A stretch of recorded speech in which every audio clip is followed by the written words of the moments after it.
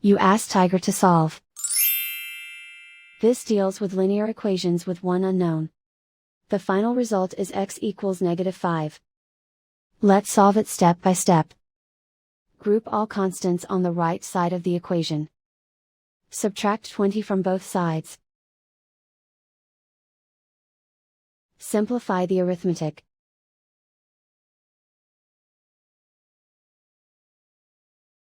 Isolate the x. Divide both sides by 4. Simplify the fraction. Find the greatest common factor of the numerator and denominator. Factor out and cancel the greatest common factor. And so the final result is x equals -5.